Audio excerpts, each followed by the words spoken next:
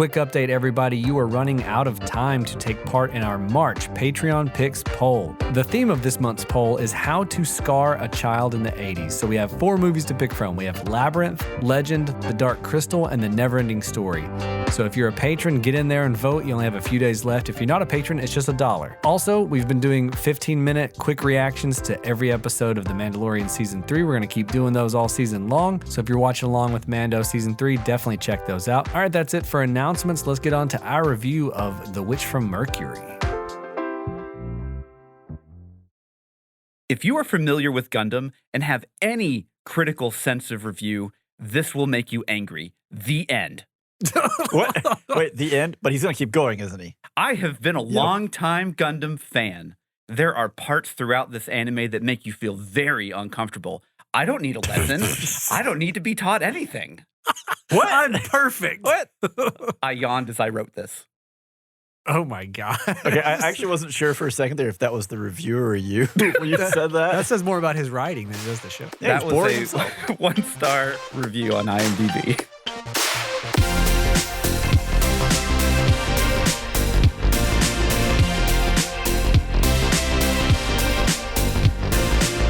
Hello there, and welcome to Spoilers Intended, a podcast about series and films.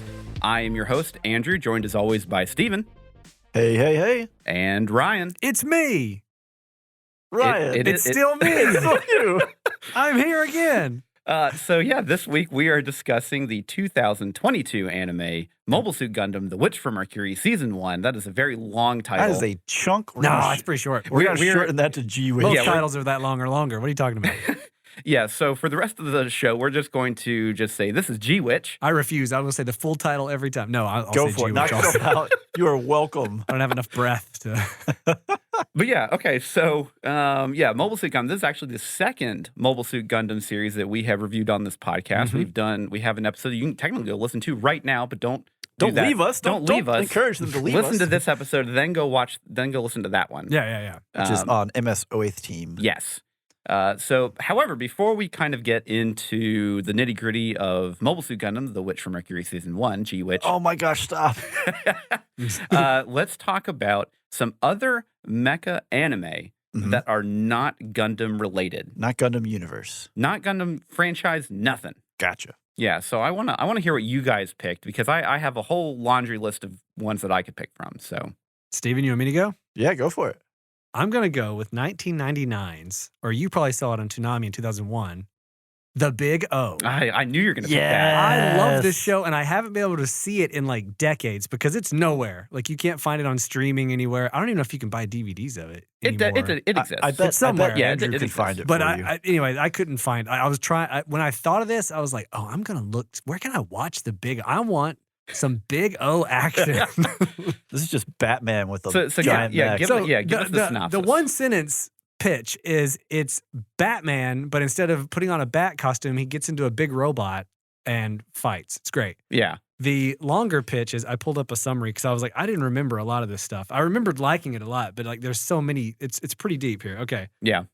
So the basic plot of it is it's set in the fictional city of Paradigm City, which is a city located on a seacoast and surrounded by a vast desert wasteland. Mhm. The partially domed city is wholly controlled by the monopolistic Paradigm Corporation, resulting in a corporate police state. Paradigm is known as the City of Amnesia because of 40 years prior to the story, the event destroyed the world outside the city and left survivors without any prior memories. So the city is characterized by severe class inequity. So you got like higher income people. Yeah, it's you very know, dystopian. And they're in like the pleasant dome area. You know, everybody else lives outside the domes and outside the city. Haves, have nots. Yeah. Yeah. Classic. So residents of the city believe that they are the last survivors of the world and that no other nations exist outside of the city. Androids and giant robots known as Megaduce coexist with the residents of Paradigm City, and residents do not find them unusual. So it's like, It's like, oh, look at that guy. yeah. But the main characters, hold on, I have the list right here. There's a lot to take in. His name's Roger, and he has the Big O. Roger Smith. He's Paradigm City's top negotiator. I love how he has that name, Roger Smith. Just It's like the most generic. Just the most generic existing. But he provides this much-needed service as negotiator with the help of a robot named R. Dorothy Wainwright and his butler, Norman Berg. So she is kind of like Robin to Batman, if you will. Yeah. But she's like an android and like. Because she helps him. She's a little bit Yeah. more than Alfred and Right. a little bit less than Robin. Well, and like his butler is like Alfred. Yeah. And so she's more 100%, like, yeah. like the Robin figure, but she has this like, doesn't know if she's a robot, doesn't know if she's real. Like, what's Yeah. my place? Do I have Mhm. emotion? You know, that kind of Yeah, yeah, stuff yeah. going on. Mhm. And then you have him trying to figure out the Mega Deuce. You've got like a police chief that's kind of like Commissioner Gordon Yeah. analog, if you will. It's like- very Batman. Right. But he is like a detective. It's what kind of like the. Well, and it's styled very similar to like, it's kind of like dark and drab like Batman is. Yeah. Yeah, or Well, like it's got the that- animated series. that Yeah, the- neo noir, like kind Mhm. of, like look to it. Timeless feel. Yeah. Yeah. Yeah. And so, I remember watching this, back in the day in 2001 on Toonami and just loving it. And then, like, since then, not being able to see it anywhere. Like, it doesn't, I would have assumed with Outlaw Star is another one, though, that, like, Yeah. it just doesn't crop up on Hulu or Netflix It doesn't, ever. no. You know? No one wants to try and monetize it because it was such a blip. Right. Yeah, well, it's very much Yeah. a cult following kind of show. The one Yeah. thing that I really like about the mech in this show is Mhm. the way he beats stuff because he has like Oh, this man. big like cylinder the in big his shoulder So I was or his trying to elbow. Describe Elbow it to my wife last chamber. night, and she wasn't following. I go, look, let me, okay. If I were going to punch something, imagine there's a piston in my elbow that when I go to punch, hits it even harder. And it makes like this ultimate move. I was like, it's so good. It's so Yeah. satisfying. It Every time that is. happened in the episode, when we were watching Toonami, me, my younger brother, and my cousin Corey, we would just scream, Big O! And, like, my grandparents or whoever upstairs would be like, what is happening downstairs? What's wrong with these kids? But when it would punch, we'd go, Big O! So if you find this show, make sure, promise me, you I can scream find out it. loud, Big O, every time he activates I his have, power I have a punch. horrible comment to that. Why? Your grandfather upstairs is like, I hope those boys are just watching porn. Please don't let it be none of that weird Japanese anime. All right, Steven. I already know what you're picking Well, here. I called dibs on this in the chat You just did. because I was concerned. but I didn't- you were going to pick it anyways. I probably, although I will say Big O is a very strong contender. Thank Yeah, you. I was Just very proud of because it's one of those shows that I forget about, and then I'll go back and watch like the old Toonami then you're like, oh, that was compilation I remember clips, that. Yeah, and I'll be like, man, I missed that show. That was so Yeah. like, it's the typical thing for us at that era where these shows would come out on Toonami, and like we wouldn't know anything about it. No. And of course, the way a lot of anime is written is they assume that you've read the manga or something else prior to yeah. this. So they don't fill in all the gaps. And it's just like, man, this is such a weird, bizarre world. I wonder what's going on. It's like, don't know. Big robot punching other robots. Fantastic. Batman doing things. Yeah. Yeah. So my choice is not Big O because I didn't think about it. Instead, it is Alnoa Zero. Yep. Bless you. Because What, it's tight. what is Alnoa Zero? Specifically the first season. There are 2 seasons of this, Mhm. although the first season is like feels like a complete story. It is. Okay. Without actually wrapping up the major subplot, really. Yeah, but you don't need it. You don't need it, yeah. Yeah. So it came out in 2014. So it's pretty up to date animation. It looks pretty good throughout, It which does. is nice. Yeah. So I'll give a brief blurb of synopsis. So this is one of those where when you look at sci-fi writing and they're like, man, these people were so enthusiastic about where we would be. So this is in 1972, an ancient alien hypergate was discovered on the surface of the moon, which Which going is to the moon- accurate. That tracks. Going to Yeah. the moon would be cool, right? Using this technology, humanity began migrating to Mars and living there and created the Verse Empire. Now in 2014, war is brewing between Mars and the Earth. So Of course it is. Yeah, because that's how it works. Yeah, this show has, if you like Gundam and the tropes that you get in, UC Gundam or Wing, just kind of the or G-Witch, the standard. UC is Universal Century, the main timeline of Gundam. gosh. Just have to Yeah, go ahead come on, and Steven. Yeah. Are we already on pedantic place? We have no, that's not leaving people out in the cold place. yeah, Okay. we have to make it Okay. as accessible as possible. All right. You're so in the weeds. but if you're familiar with any of those, Yeah. and you Yeah. know kind of the typical political machination plots that they run on, Yeah. this is pretty much just one of those. Like you've seen Okay. this plot before. Right. So basically, there is kind of like a civil war within the Mars Empire, Yeah. which prompts them to start invading Earth. And they have kind of, they're subdivided in these groups that are led by a knight. So it's like just one faction wants to invade Earth or both? Kind of of both. both. It depends. so it's like we can't get along and also It kind of Screw yeah. those guys. Yes, yes. So there's like an emperor and his daughter, the princess, flees to Earth like in protest of this invasion. Okay. So, to basically try and like Force peace. Yeah, force peace Right. through a peaceful solution. But in classic Gundam ways, when these knights invade, one of the groups that gets targeted or trapped in the midst of this war is a group of young students who are like learning to pilot.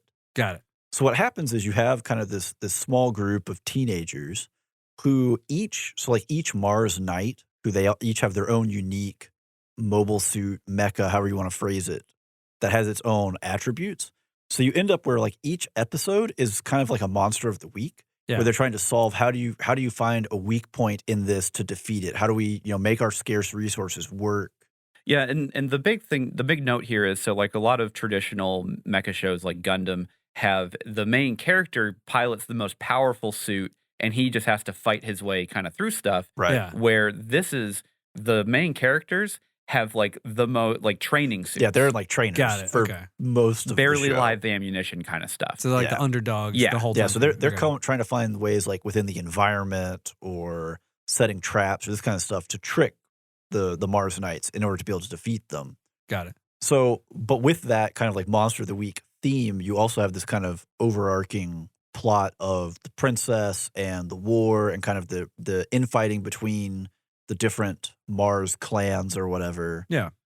And then also, of course, these kids just trying to survive. Yeah. So how do the robot designs compare to something like Gundam? They're more utilitarian.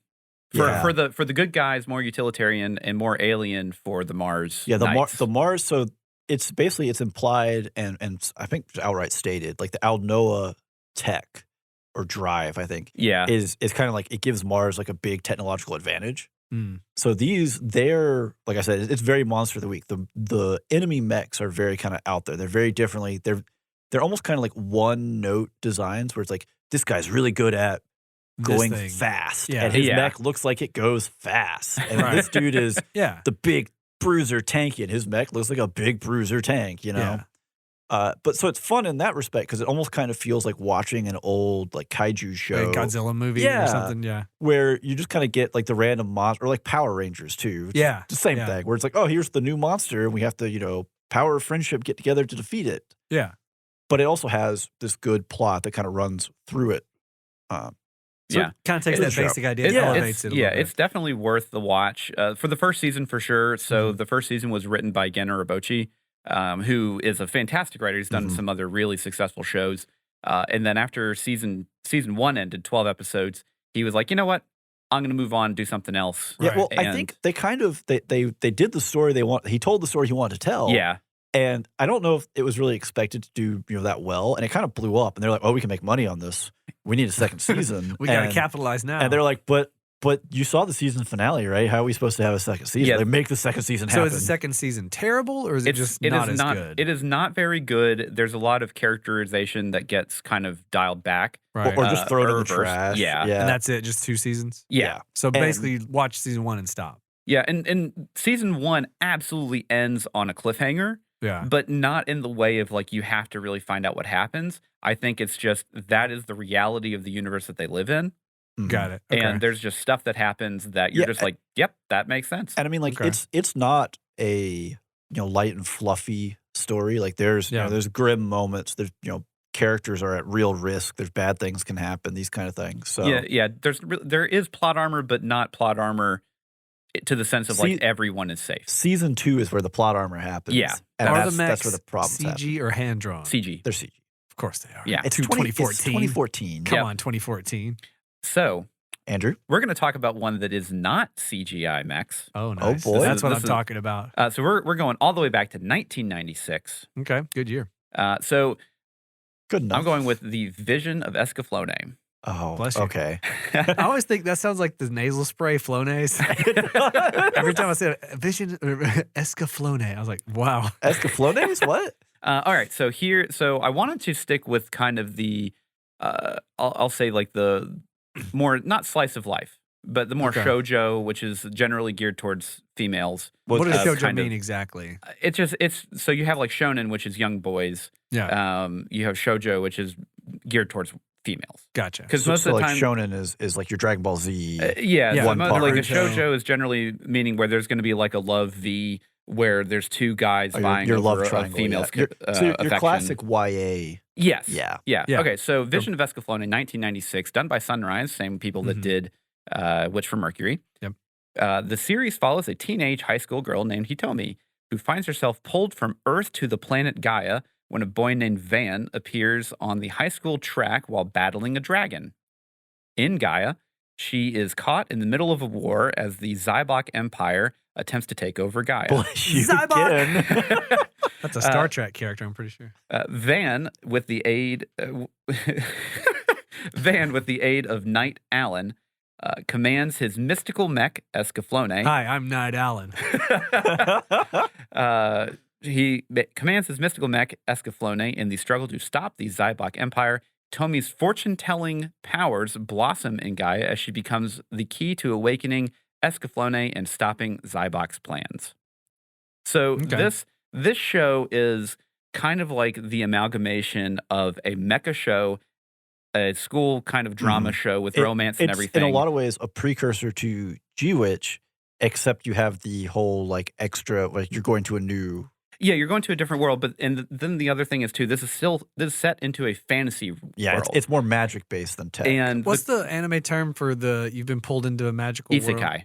So it's like that yes. mixed with It is. Got and so the thing that I really love about this show, with a healthy dose of Sailor Moon in there, a little bit. Yeah. The mecha is really, really cool in this because it's all very steampunk. So everything is just all there's no like ranged weapons in this. There are, but it's kind of like steampunk limited level, very limited. Yeah. And so everything is fought with swords, and it's just big swords with these guys just in these, essentially they're knight like armored suits that are, they're just fighting and they're just mecha, but you have like some magical elements and everything in there, and it's just a really fun show. There you will run into some I'll say 90s character styling. So like all the characters have like very long noses. Yeah. I forgot about that. Yeah, but if you can get past some of the styling and stuff, the actual action's really good. The characters are really well done. You have a lot of good characterization throughout the whole show. It's 26 episodes, good, easy watch. Yeah.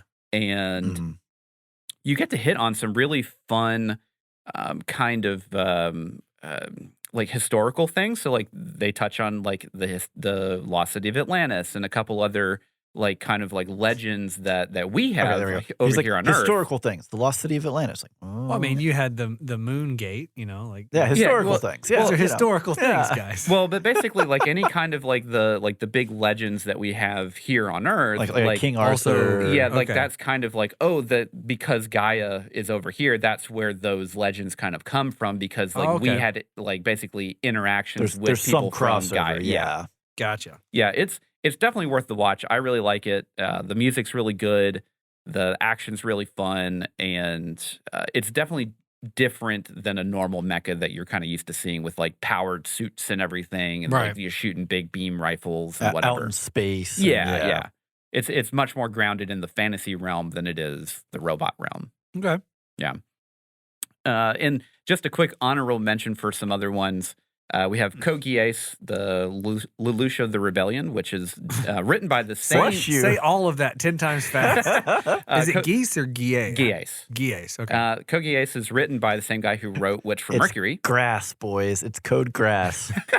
Then we have Star Driver, which is one of my favorite off-brand. I don't think I've ever even heard of that. It is ridiculous. The Kmart of Mecha. Well, it's also very similar into the school drama kind of realm of it. Got it. And very much Monster of the Week. Then you have Gurren Lagann, which is probably one of the best. Evangelion is another one that you could do. Promare, which is just a film. It's just Gurren Lagann. Yeah, it's just Gurren Lagann, but in film form. Trigger being Trigger. And Eureka 7, which is also partially written by the guy who wrote Witch from Mercury, which we'll get into. Boy, I didn't realize that. It's fine. It's okay. Yeah, it's fine. Okay, it pops up in my recommendations all the time. It's at the end of his list, I think. Do you like surfing mecha? Oh, I've never thought of that. That's the first time I've ever challenged myself with this question. They don't fly, they surf through the air. I feel like that. Oh, through the air. I was picturing all waves. Like we're out in Hawaii. This is our battle space. I was very interested when it was only on water because that sounds fun. Hang 10 I tons. could get down in the air. It's got some good music to it. The animation's really good, done by Studio Bones. Mm-hmm. The animation is quite good. The story is the part where I'm just kind of I'm not a big fan of the story. Okay. Yeah. Okay. So we're going to go ahead and skip on to The Witch from Mercury, which is what we're talking about. G-Witch is what we were going to call it for the rest of the episode. At least Witch from Mercury. At least shorten it to that. Yeah. Not Mobile Suit Gundam, The Witch from Mercury Season 1. Stop. Oh, my God. Stop. All right. So I'm going to give a quick synopsis for The Witch from Mercury. And here we go. In the distant future, humanity has advanced into space and switched to the new calendar system of AD Ad Stella. The solar system was split between the inhabitants of space colonies, also called Spacians, and Earthborn Earthians, with a vast economic inequality between the two. Go figure, haves, have-nots, right? Yeah, classic. It is interesting, though, to see that it's the Spacians who are the haves. Yeah. Yeah, so... I feel like it should have been Spacicans and Earthicans, and I can't get it out of my brain. Well, and sometimes it, like, just depending on what Gundam series, it kind of flips around. Just depends on... Yeah, that's why I thought it was interesting that it's this way, because I kept looking at the show and thinking kind of The Expanse. Mm-hmm. And, of course, there, it's Earth is the have. It's flipped. Yeah. In Ad Stella 122, Suletta Mercury transfers from Mercury to the School of Technology, Astacasia? Bless you. Whoa. Yeah, I still haven't grasped that one yet. An academic institute run by the mega corporation Benerit Group. Mm-hmm. Upon arrival, she encounters a girl escaping the institute, Murione Rembrandt, another hard word to say. There's going to be a lot of those. Who wants to escape from the control of her father, Delling. As their paths cross in the academy with different ambitions and goals, Suletta will have to prove her worth as a pilot as she steps into the academy alongside the Gundam Ariel, a mobile suit built with the forbidden Gund format technology. Mm-hmm. So that's a whole lot of words that, if you are unfamiliar with the show, are going to be things that you have no idea what those are. And some people, if you are familiar with the show, it's still going to be kind of hard. Still like, dang. All right, but what is the Gund format and why is it banned, right? Indeed. What is it? So the Gund format is essentially, let's say you have a technology system like for prosthetics or, whatever. Yeah. And so it's like how your mind communicates? Yeah, basically. So you're kind of like communicating with this piece of technology. But in doing that, the data storm is what they call it. But basically the amount of information that comes back into your body overloads it and will essentially kill you. Okay, so it's like a feedback situation. Kind of, yeah. And the way that they kind of like break this down in the show is called permit scores. Okay. So like a lower score is like you have a very minimal connection to it. Less risk or whatnot. Yeah. And the higher you go, the more dangerous it becomes. Yeah. And essentially it will like basically like overload your heart and cause a heart attack, whatever, and you'll die. And that's kind of one of the reasons why the world at large or the universe at large in this show basically has banned the use of them because it basically demands a sacrifice from the user. Yeah. It's called like a curse, basically. Yeah. But they do show in certain parts of the show, as this is happening, you get kind of like that digital circuitry glow under the skin of the characters. Yeah. And like we see people pushing themselves, but we don't ever see anyone actually die from the Gund format. Correct. Do we? Yeah. Okay. Not yet. In the moment. Yeah. Yeah. And so it's one of those things where we definitely like whenever we're talking about like the Gund format or a Gundam, which is basically short for using a mobile suit using the Gund format, that's kind of what we're talking about and why it's taboo to have, because basically everyone in this universe are just like, no. Like, why are you killing the pilot? We're taking war too far. Yeah. So this was produced by Sunrise, which they do all the Gundam shows. They do basically almost every mecha. That's just their thing. So they've done Koki Ace. They did Escaflowne. Just so many different shows. Wow. There are a lot of mecha enthusiasts in that production group. There are. Yeah. So this is written by Ichiro Okochi.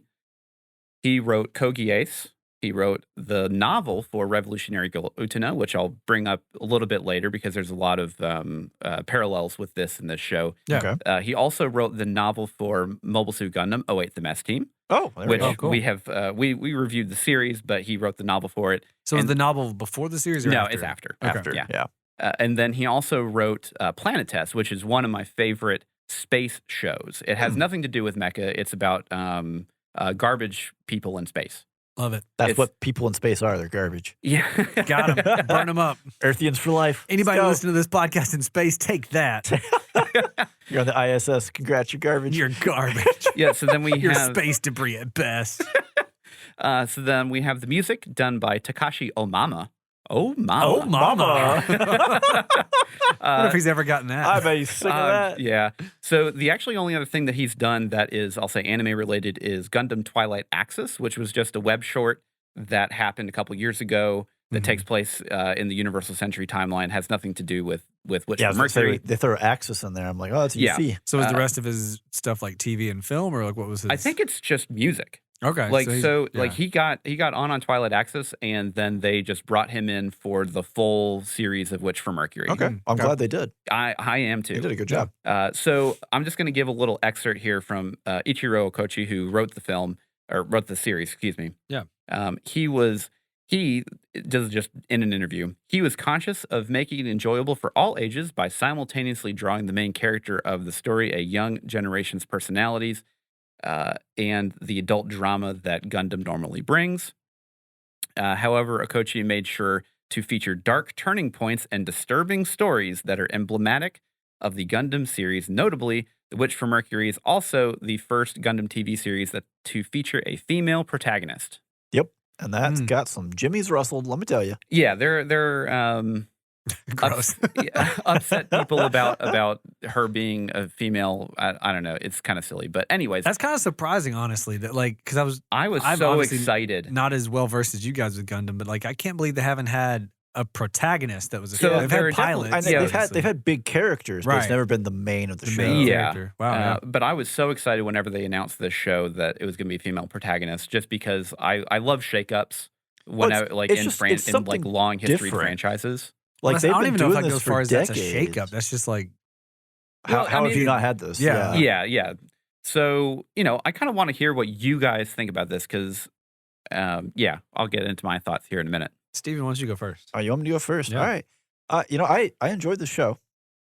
I really liked, like you mentioned here, where you wanted to have kind of the lighter, easier to get into side, but with that really strong undercurrent behind it at all times. Yeah. Like I really like the setting. It feels like I mentioned the Expanse earlier, right? For a reason, because there are a lot of things that are said and done within this that make it feel much more, ignoring like the gun format because we don't know how it works, we don't know what it is. It's magic. It's as far as magic we're right concerned. now. Yeah. Right. But everything else feels very grounded, if not outright hard sci-fi. Yeah. Which is kind of crazy because I mean, there are comments made. I'm gonna hold off on that until I get into the spoilers because it's really hard to bring it up without spoiling stuff. But there are just a lot of things that happen within this where it's like, oh wow, this feels very sci-fi. Yeah. As opposed to just, big robots punching each other or whatever. We still get that though, so great. Yeah, you still get that pretty much every other episode. Yeah, I made a note here that the show felt very much in the kind of the same vein as Spy Family, where it feels like, and what you said with Escaflowne, where it kind of bridges multiple genres, anime genres. So we have that slice of life. We have what is definitely a Gundam story at the same time. Yeah. And I think they pull it off really well. And it's kind of a breath of fresh air in Gundam. I think so. Yeah. Because we, not to reach way back to Wing and be like, we almost tried to do slice of life in Wing where it's like, Shiro's going to go to school. It's like, no, he's not. He's going to kill everybody instead. Hero. Got him. Fake Gundam fan revealed. Gundam killing me. We've been talking about 08th MS. Yeah. he was at least correct on the I still had a Gundam protag, just the wrong show. But yeah, it was like, Hero's going to go to high school. And it's just like, no, just kidding. We're not actually going to do that. It's yeah.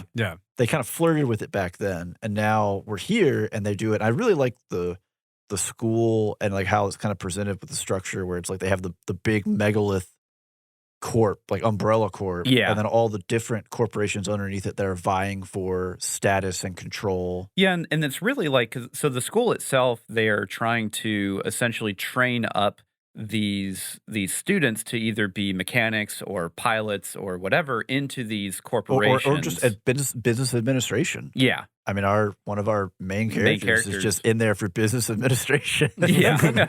She's also there for some other things too. Well, but I mean, yeah, yeah. but yeah. Ryan, what do you think? Okay, I liked it pretty good. Yeah. However, there are some things about it that I feel like held it back from being like a lot of fun for me. Okay. So I like the cast of characters. Uh-huh. I like the setting of like it's on this school. I like that dynamic, and like you're saying, like it has the slice of life elements to it, Yeah. And my biggest like I guess the thing that took me out of it a little bit was Suletta, like the main character. I don't like characters that are like that are very like ultra apologetic and like nervous and shy. Yeah. And it just feels like it makes some scenes draw out longer for me, where I'm like, just say the thing you want to say. Can I? And I'm like, oh, like I'm ready for the action or the resolution to this to happen. And it's like they're stalling for time sometimes, is what it feels like to me. So she graded on me a little bit, not a ton. She definitely like grew on me by the end of the series. She definitely gets a lot better, and she gets out of the fish out of water kind of thing, and then it turns into something else. I just feel like they could have had a little bit quicker of that transition, or maybe done something to like rescue her in some of those scenes where she's just like stuttering and stuttering and stuttering, and the scene won't stop. And why is it still going? That I think all the action's really good. I loved all the action. Yeah, I have one complaint that's probably a spoiler wall suitable, but I'm not all just fluffy and gushy. Of course, yeah. I love the show, and I still have things that I have problems with. And so overall, I liked the show. I think it's definitely a good jumping in point for someone who might want to check Gundam out, because it does have. Stop taking my question points that I was going to ask later. Okay. I'll stop talking. No. The other thing I think that's interesting about it to me is that like there's this cast of characters, but the problem, I guess it's a complaint. It might be a nitpick. Maybe it's a little bit of both. It's more of none of the characters really break out of a specific like character arc, the character type. Yeah, like the typical anime like. Here's the dude that's really, popular, and he's really strong, and he doesn't think no girl could beat me. Of course he's gonna get beat. Like there's a lot of the twists that happen along the way. Yeah, that are like I can see it telegraphed 1,000 miles away. Yeah, but that's not that's emblematic of a lot of anime shows. Yeah, so it's just not kind of. It's just I think when after that first episode, I was expecting something different, and when it kicked into the like we're in school, I was like, oh, okay. I got it. Okay. I'm familiar with these things. Yeah. Yeah. And then like, okay, here's the rich girl. Okay. Here's Suletta. She's like the fish out of water. New kid. Okay. Yeah. And once all the characters are there, I was really hoping they would do like a twist on them to be like, here's the difference, but they kind of, some of them stick to the same lane the whole way through. Yeah. So like, I think a lot of the complaints that you have, and actually a good portion of the Gundam community have as well, is that it was too slow for quotation marks, the real Gundam show to start. Well, and the way that this season ended, and obviously we can't talk about that now because we're in the spoiler wall. Yeah, but we're not in the wall. We're on the other side before of the it. wall. Yeah, we're approaching. Stop putting us in the bricks. We're not inside there. Oh my god, there's bricks already. What a there. nightmare. But yeah, by the end of this season, there are a lot of things that happen that will absolutely change the status quo going forward. Yeah, I'm excited. The last couple episodes just go whoop up the ramp. Yeah. So I really like the show a lot. I think that it was. I went into this with absolutely no expectations. I was not a big fan of Iron Blooded Orphans when it came out in 2015. Yeah. So I only watched. I watched all of it after a while, like after it all came out, and I was like, all right, well, I guess I'll watch it now and see how it goes, because just watching it weekly was just not fun. And I was going into this show the exact same expectation of like, okay, it's going to be a new Gundam. I'm going to give it its fair shake, see how it goes. Yeah. And the prologue episode, Andrew wasn't wild about the Gundam's actual design. Yeah, at the start, I will say that. I was not. I didn't like any of the character designs. I didn't like any of the mech designs or anything. And I was like, but no, I'm going to give it the shot. And I watched it, and after the first the prologue episode that they released, basically like 2 months before the series released, in October of 2022, I was like, okay, I can probably get behind this. Like this was pretty solid, And then finally started airing, And after the first episode, I was like, I am in. Yeah. Like, Well, this is what I wanted. I do want to be clear, even though I'm complaining Yeah. about some stuff, I was excited each week to watch the next episode. Like, Yeah. I still enjoyed it, and I still think this is a good Gundam show. Yeah. There were just some things that kind of like Oh, 100%. mostly, yeah, it's little stuff like that kind So of. there are definitely some pacing issues on a Yeah. per episode basis of like, there are a couple episodes where you're like, okay, kind of get to it. Or it's like, oh, whoa, slow down.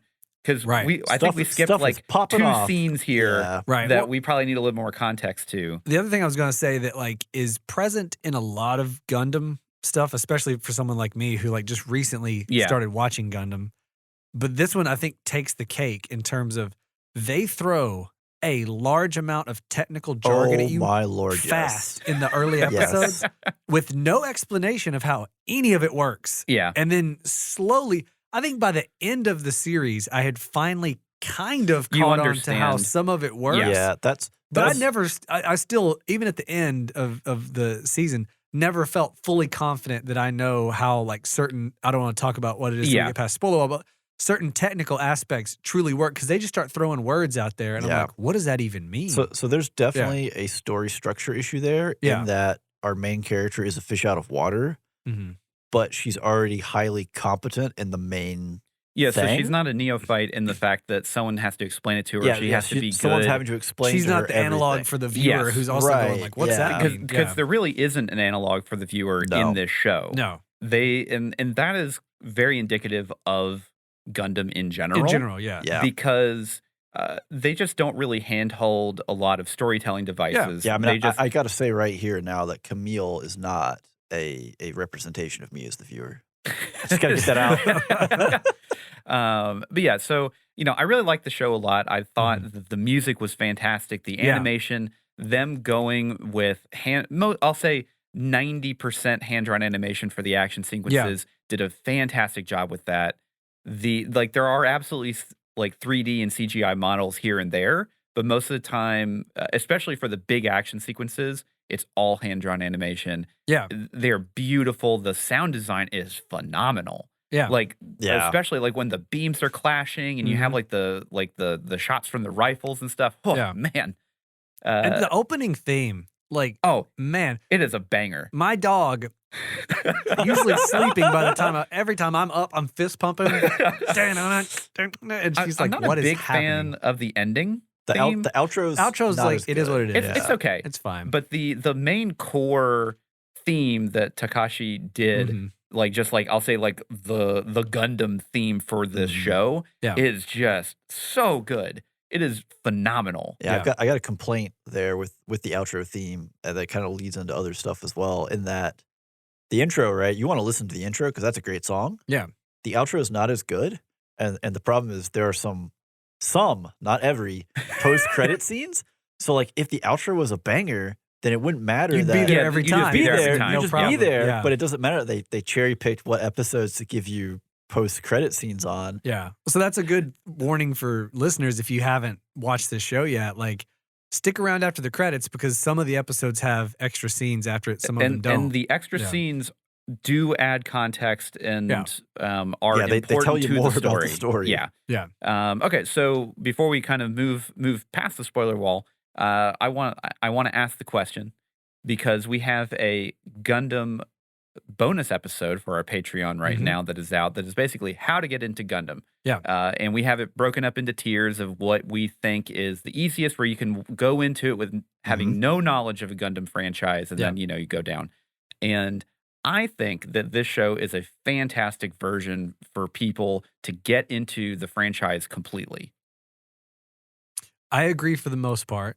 I think my only hesitation would just be the amount of anime experience and knowledge you have prior. Yeah. Yes. Because You may need a little bit. This may not be the first anime you ever watched. right. Yes, That yes, would be yes. my only caveat would be like, this can't be like, baby's first anime. You're Yeah. jumping in. This would be pretty. You're jumping in real cold water Right. here. Mostly because of the jargon they throw at you and the amount of like knowledge, I guess, that you're supposed to just have. Well- Number one, about how Gundams and the Mhm. universe kind of work. It's not really tied to any of the Universal Century stuff, obviously, or any other stuff. But Yeah. there's I think there's just a pervasive knowledge. Well, even with just anime mecha, Right. where there's a certain level that you just accept of, I'm watching a mecha show, which means I'm going to get a bunch of nonsense numbers and whatever Technical thrown jargon. at me. Yeah. Like that stuff is going to happen, so you go in knowing that. So I would just hedge it with that. Outside of that, I do think this is a really good beginner way to get into it because the action's awesome. I like all the characters for the most part, with the exception of early season Suletta. And I think it would probably be a good jumping in point because again, you don't have to have any knowledge of the other Gundam stuff. Yeah, but I do think a little bit of you need anime knowledge. Anime knowledge would help a lot. Steven? Yeah, I mean, I think if you have, so I think it's not even just a question of is it a good spot to jump in Gundam, but like it's a good spot where if you have certain types of anime that you really like, and Gundam isn't one of them, then this might be a bridge. This may be a really good bridge, especially if you're into like slice of life or not even. I'm not going to say romance because there's really not a lot of romance in here. But it has some tinges to it. Yeah. But romance and slice of life, that kind of school, like relative like drama, that kind of thing. Like if you really like those kind of shows, but you also like, I'll say like shonen like action level. You want a little stuff, sci-fi and action. This is definitely a good way to get into that. Yeah, for sure. Would you rewatch it? We're coming up on season 2. Season 2 will be out. I think soon. In April. Yeah. So potentially then. Yeah. I don't know that I will sit down and rewatch every single episode, but I might watch the last 3. Yeah. Just to really get a good context of kind of like the there's a lot of maneuvering. There's a lot of political maneuvering, especially as we ramp up, that are happening and like forces at play in the background. That might be worth a refresher for sure. Yeah, just so you can have a good idea because there is a little bit of Game of Thrones level of political machinations kind of in this show.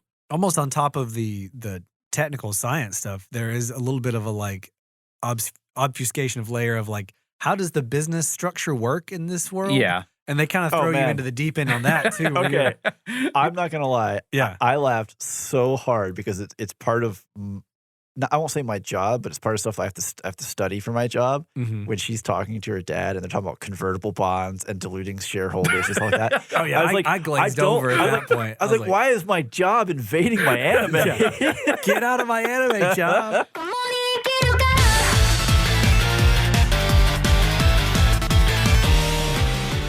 All right, so we've been talking about how G-Witch is a great bridge or intro into the Gundam universe. I like where this is going. If you think that you have loved what you've heard so far, this episode could be a great bridge or intro to you into spoilersintendedpodcast.com. Check it out. We've got all of our old episodes on there. You can hit links to Discord in there.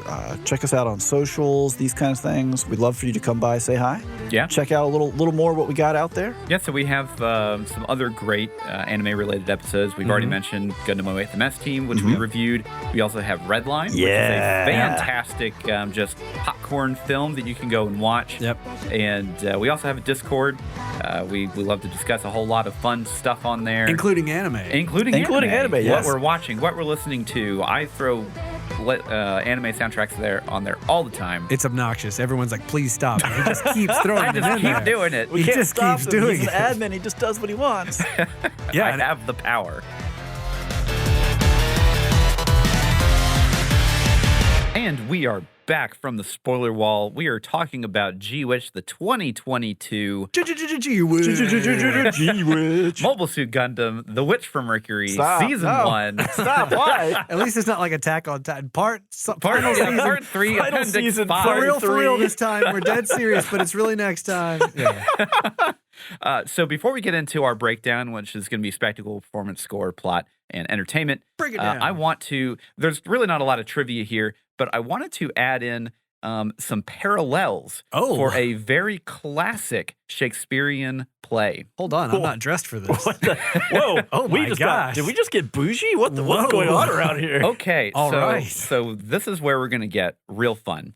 Okay, so are either of you familiar with The Tempest? No, actually. Shakespearean play. I have heard of it. I feel like we may have studied it in high school. Okay. But I don't know. I couldn't tell you anything Yeah, about it other than it's called The think we did. Tempest. I think we did Taming of the Shrew and not The Tempest. Okay. Yeah. So this was written in like the early 1600s. Right, because that's when he was alive. Yes. Long That's when time all the ago. good stuff. Yeah, is yeah, that's how it works. Something like Okay, that. so The Tempest.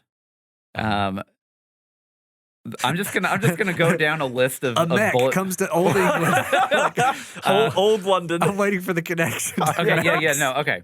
So the main guy of the play I'm on the edge of my is seat. named Prospero. Okay. Oh. He was the Duke of Milan who escaped an assassination attempt with his daughter, who was too young to understand. Okay. Yeah. Okay. Ended up on an island with very few inhabitants, becoming its ruler. Okay. Is a literal wizard. Nice. Wow. Bonus. Good thing to have in your back pocket. His daughter is very unfamiliar with people due to growing up on a remote island. Sure. Okay. Wants revenge for the people who wronged him, including the King of Naples. It's always Naples, isn't it, Yeah, guys? This is you, the man. kicker. It's always Has Naples. a fairy servant named Ariel, who is wow. very important to his plan. And turns into a robot. His plan involved getting his daughter engaged to the son of the king. Oh my gosh. Okay. And the play ends. Uh-huh. Obviously, we haven't gotten this far yet in G-Witch. The play ends with his daughter and the prince married him, or blah, blah, blah, blah. The play ends with his daughter and the prince married and him setting Ariel free. So she's gonna let this mech free into the To universe. just go out into the Well, universe and slaughter so things. I have a lot of theories. Yeah, I don't want the no, no, robot no, go. there's- Because it's a manned vehicle.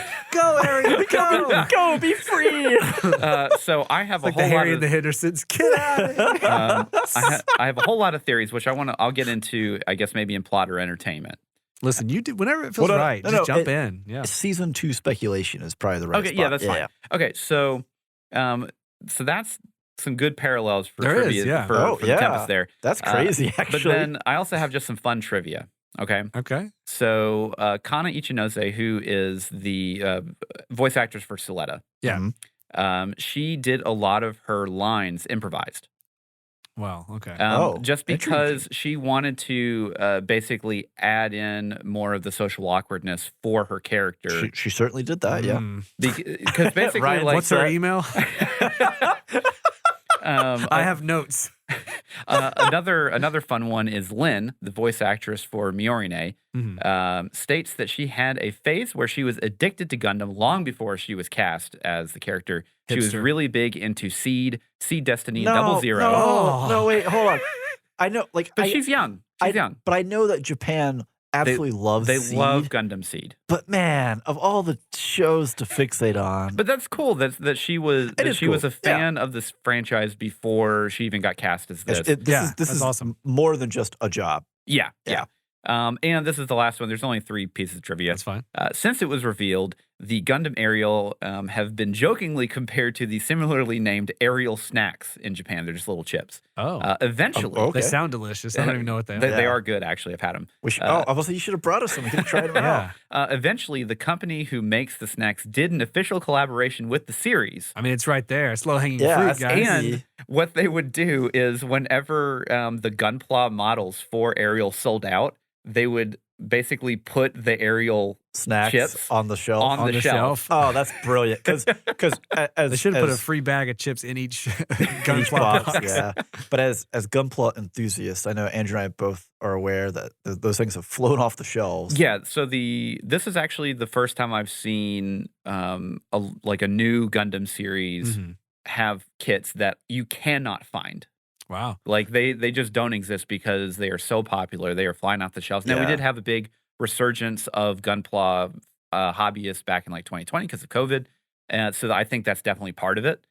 But What is gunpla, real quick, for listeners that may not know? Gundam plastic models. there it it's- is, It's, yep. Okay. it's the whole purpose of the show is to sell you toys. pretty There it much, is. yeah. And by toys, Okay. I mean kits. It's So- why every mech goes through multiple iterations and has new Yeah. accessories. Yeah. And they change Every couple colors. episodes, you got something new. Got a new weapon or So, whatever. do you think they just didn't anticipate how popular it was going to be? No, I think it's just too. I think it's so popular it's just that off the charts. Yes. Yeah. I mean, Wow. it's the first new big mainline show in 6 years. So I know a lot of like Western anime boys are Uh-huh. upset about this show because it's got a female protagonist and other reasons. Are the Japanese? Oh no, fans, like, they're on board? all for it. Okay. Yeah. No, I think it's really one of those things where I think a lot of the hate is the fact that a lot of people didn't stick with it to the end of the season. And they were just like, oh, this is just girly, you know. It's just They hit the fluffy first high 3 episodes school. and called it. Exactly, yeah. Okay. And I think that is really where a lot of the hate comes from, is people that didn't stick with it, because there are some fantastic plot points that happen Boy, throughout- and in it the gets middle dark. of the show. It's- It gets it's- dark. Yeah. Plenty happy to get in there and wallow. Yeah. All right, so let's start breaking it down, because I have a lot to talk Let's do about. it. Let's go. Let's talk spectacle. Okay. Either of you, I don't care. All right, so I'm gonna go first. Yeah. And I'm gonna bring up a couple things I liked and something I don't. Okay. So I think they do a great job with the animation itself. Yeah. In terms of the hand drawn stuff, the characters are very distinctive, right? Everyone passes silhouette test. yeah, we got- easily. we got a little listing here of all the characters, and there's nobody here. That looks even remotely the same, I mean- unless you're talking about the Pale Technology The, CEO. the sisters, yeah, but like even they, despite having all the exact same characteristics, they're still all distinct characters. Yeah. They cheated and gave one woman glasses because they ran out of ways to You draw a can't face. see. It's not cheating, Steve. But basically, everyone else pretty well is distinct, right? Yeah. So Yeah. that's already a good start. I think my biggest complaints, and it's weird to complain about because they spend so much time on hand animation Yeah. Mhm. that when you do get hit with like The CGI. a mid-distance like spaceship turning scene and Yeah. it's all CGI, it's painful. It hurts Yeah. to go back to that. And then I don't know, man, there's something going on where it's like they put like an Instagram filter over everything. There's this weird filtering effect that keeps showing up.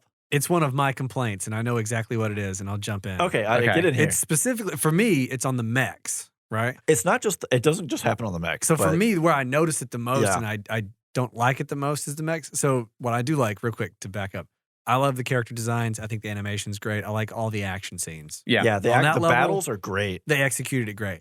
My complaint with a lot of the mech designs is in the coloring. Okay. They did like a gradient type thing on the colors instead of it being Uh-huh. like solid colors and Yeah, stuff. yeah. And it looks like someone added a gradient layer in Photoshop on top of what was already a really good looking mech design that didn't need to be messed with. Yeah. Okay. Like leave it in like you think of like 08th MS team and Yeah. other stuff like that. It's Where like you have the hard it's edges. pretty It's like, flat colors. yeah, this side of the mech is this color, and on the other side of the box, it's another one.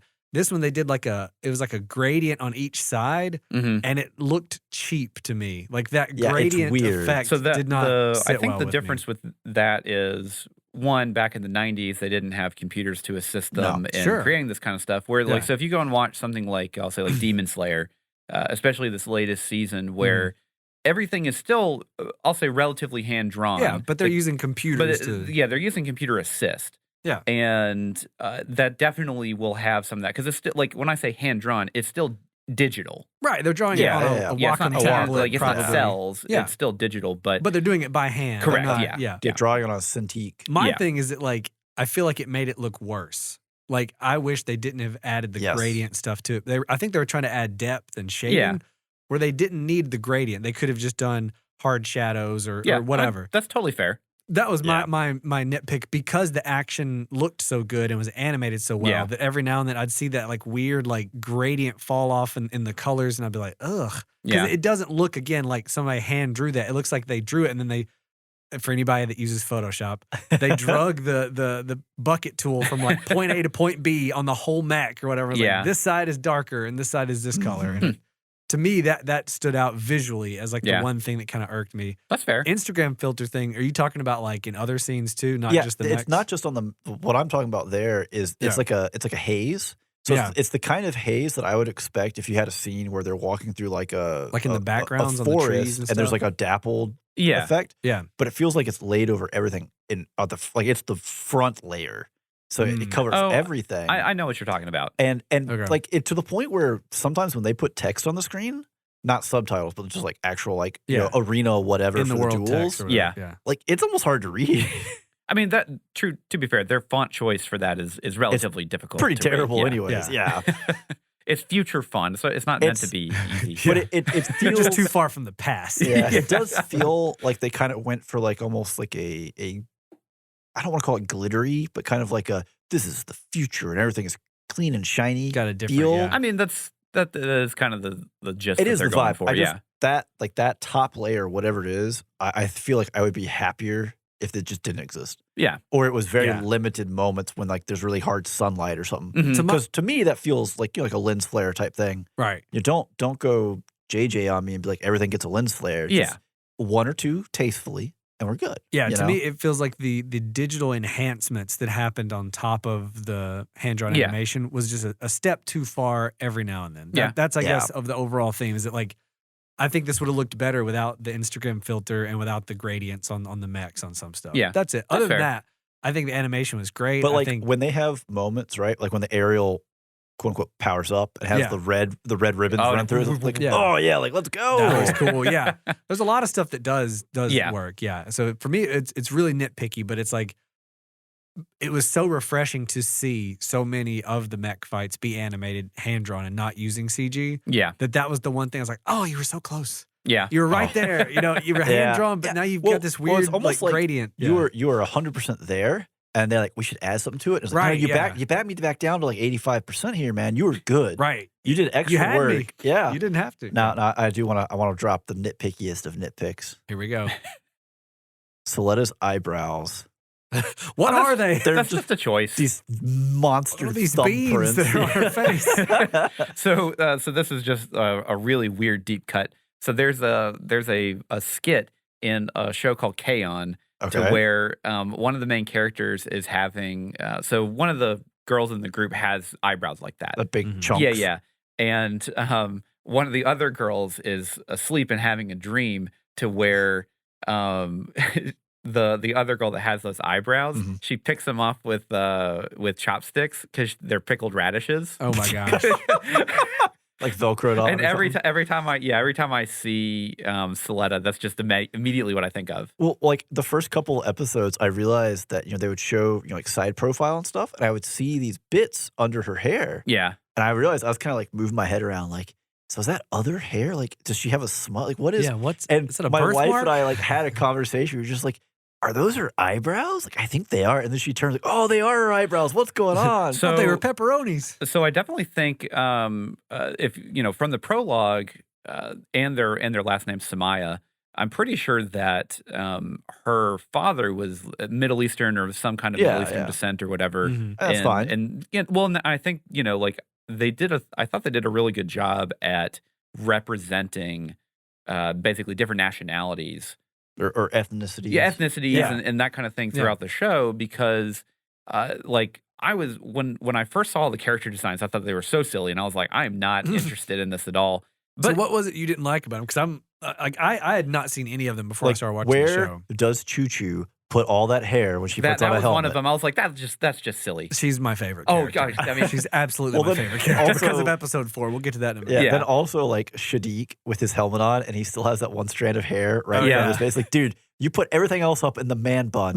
Put that in the man bun. You're killing me here. But- Killing me, kid. like on paper, the character designs I didn't really like, but then the second I saw them in motion on screen, I was all for it. okay. Because like there was just something weird about just like seeing it in like a vacuum of like this is the character and here's Also- a white screen behind them, but then Right. you need to see him in the environment. Yeah. Help me out here. Okay. Because every time I see this character on screen, I'm like, I can't put my finger on who he looks like from another show. I've got a decent idea. So this is Sarius Sarius. Zanelli. Oh yeah. So he looks Afro Samurai. that. So yes, but you know what? Do you know what he? Yes, but He also looks Different like ethnicity, but he also looks like the grandpa from is it Boondocks? yeah. Yeah, Oh, the Boondock Boondock Saints. Saints. That's what I'm thinking. Yeah. Yeah, Boondock Saints. Yeah, like, My- I- Boondock that's- Saints, just the Boondocks. Boondock. Yeah, my bad. Boondocks. Yeah, Boondock Saints is a totally different thing. He looks like Willem Dafoe in Boondock Saints. He also just, I think it's just the hair. He also has a bit of an element of the commander from Ghost in the Shell. Yeah, a little Kind of, bit. yeah. Yeah, but Aramaki. Yeah. but mostly it took me forever. I was like, man, this dude looks like somebody. He's like, it's the grandpa from Boondocks. somebody should It's take totally the audio from the grandpa from the Boondocks and Put it work over it into his some- character. But yeah, I like that. I know we've already said it, but the action is Yeah, fantastic. yeah. The mech designs I was not a big fan of initially, and that once you see them in motion and everything, you're like, okay, yeah, I can get behind this. Yeah. I Well, really They're not love. my favorite Gundam No, designs. I- but no, I I don't. do- They're not mine solid. either. I do like they have a really good mix of like utilitarian design, like the trainer mechs Yeah. and kind of the basic mobile, the like grunt the mobile Jeturk suits. mobile suits and stuff. Those, I think that's a really solid design to start with, and it guarantees that any of like a main character suit stands out. Yeah.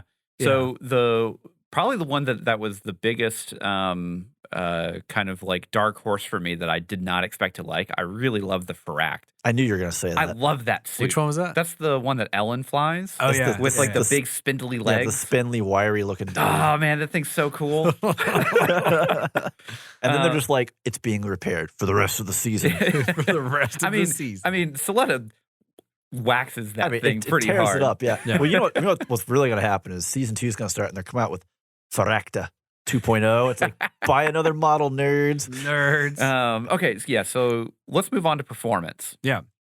And I'll start with this one just because I have all the characters, voice actors, and everything like that kind of picked up here. So I think the two standouts are clearly the two main characters here, Miorine and Suletta. Kana Ichinose for Suletta and Lin for Miorine did a fantastic job, especially towards the end of the season, where you get some really good intimate moments with them. And, oh my! Especially George with Takei. Oh my! Especially during episode 11, where Miorine kind of like she gets done chasing Suletta down the hallway. Well, when Suletta's having like a hardcore case of imposter syndrome. Yeah, yeah, and then she finally catches her, and she has this kind of heart to heart with her. I like that little bit right there. Just really solidified how much I like her character specifically, and how much further she's come from the beginning of the show. But then you just really get a good emotional moment from them, which I really liked. Well, I'm gonna let you finish, but I'm gonna jump in here. Yeah, go ahead. Just because I wanna get Ryan riled up here. Go for it. You know what my notes say? What's that? That I really thought that the way they did Suletta's stuttering was well done. Yeah. Right. Also, psychopaths, both of you. Also, like the way it's done in the subtitles too is also really well done. Where they like draw it out. Like, for real, in the first like few episodes, I guess 2 and 3, like when she's really first in school, I had to pause it and stand up and walk around like, and sit back down and press play again to like get through it. So I think very grating for your boy Ryan. Yeah, well, and that is completely fair because like that kind of character is not something you normally see in like I'll say like an action show. Or if you do, or at least not as a main character. Yeah, they're not as a main character. They're going to be a secondary or third. And when you have that as a main character, you really need to have someone else with a really strong personality to help offset that. And Miorine does a really good job with that, I think. Yeah, and again, by the end of the season, I don't know if I just got used to it, but she definitely gets objectively better. Yeah, she definitely improves. It was just rough going for me on those first few episodes because I was like, I can't get behind this protagonist at all. This is driving me nuts. I can't stand it. I kept thinking of Billy Madison where he's like, spit it out today, Junior. I really liked Choo Choo, which is probably my favorite character of the whole show. Episode 4, she comes in and she cold cocks that girl, and I went, that's my favorite character, and it stayed that way to the very end. This one, I like this one the most. Yeah, that's the energy I enjoy. Yeah, she lays that girl out. Well, it's fun too because like she's still in the fist fight with the other girl, and they'll cut to like a wide shot, and the girl is still just laying there on the stairs. Dunzo, KO, son, pack your bags. Yeah, like having medical problems on the ground. Performance. What about you guys? So I really liked Gwell's character. Yeah, he was good. I feel like, Ryan mentioned this before the spoiler wall, where it felt like a lot of stuff is predictable. Like, okay, I know what this kid's arc's gonna be. Like, he's the top dog, never been upseated, can't lose. He's gonna take a loss. Oopsie. Yeah. But then he takes another loss, and then another loss. Keeps taking losses, and this dude gets brought down. And like, I love where he kind of has like the conflict, like after their second duel, where he's just like, "Will you marry me?" And of course, she's freaking out. But like his flip as a character, where he has moments where he kind of goes back to the old ways, like my family, I represent, yada, yada, where he's got the stiff back. But then like that kind of breaks down and it becomes like a real person. Yeah. Yeah. I love the interplay of that, especially what it feels like they're setting up at the end of season 1 here. Yeah. Where they like, boy, they took this dude and they put a lot on him hard. If you're unfamiliar with Zeta Gundam, he went full Camille. Yeah. Full Camille. Full Camille. Never go full Camille. You never want to go full Camille. Never want to go full Camille. Yeah, and this poor guy takes so many losses throughout the He whole changed show. his name to Bob. He changed his name to Bob. the Builder. That's how bad he got. So many losses. I'm just going to change my name to Bob. I just love for people who've made it this far, you've already watched the show. This is preaching to the choir, but I mean, we've got names out here like Suletta, Murine, Prospera, Shadiq, Nika, Nugent, Sarius, Golneri, Vim, Nivola, Bob. Let's go, Bob. Get in there. Felsi. You stand out like the sorest thumb. Yeah. Yeah. I think performance-wise, again, I kind of mentioned it before the spoiler wall, that a lot of the characters kind of have like an they have anime a set trope. path, They yeah. stick to it. But the execution of it was as good, It's if not good. better than most places I've seen. Like I think everybody did a really good job. Really, it was just Suletta in the early episodes. Yeah. It was like tough for me to watch. But I thought Miorine, like she did great. Yeah. The actress that played her. And yeah, like I'm with you. Like the performance from Guel or Guel, how do you say it? Guel. Guel. Just Bob. Just Bob. Just Bob. Bob was great. Like I liked his arc. I like a lot of the performances they give to those arcs. And the trying to think of her name, Nika. I thought Nika did pretty good too. So it's all the characters who get a lot of conflict, right? Where Right, you're like, yeah. oh, what are you gonna do here? You know, you're between two loyalties. Yeah. Right. Yeah. So for her voice actress, unfortunately, she had her initial voice actress had to bow out by episode 9 for Oh, no. That's- health reasons. That's crazy. Oh, no. no. So then they had to replace her pretty much on the fly because this Right, is how yeah. anime production yeah, works. you're making it week by week. Yeah. Yeah, and so you can definitely tell the difference, but both voice actresses did a great job, and I hope the first one, obviously Yeah. gets better. Hopefully, Okay, everything yeah. is better. because Yeah. it's an indefinite leave of absence, Right. basically. Got it. So the other characters that I really liked, Eleonora or Prospera, basically same character, which we all find out in the final episode of this season. Yeah. Second to last episode. Yeah. Is guaranteed. It's like you already have your ideas. I was about to say, if you didn't know at that point, I don't know what show you're watching. No, you had you're like, okay, there's no way this girl isn't, but it's finally confirmed, kind of thing.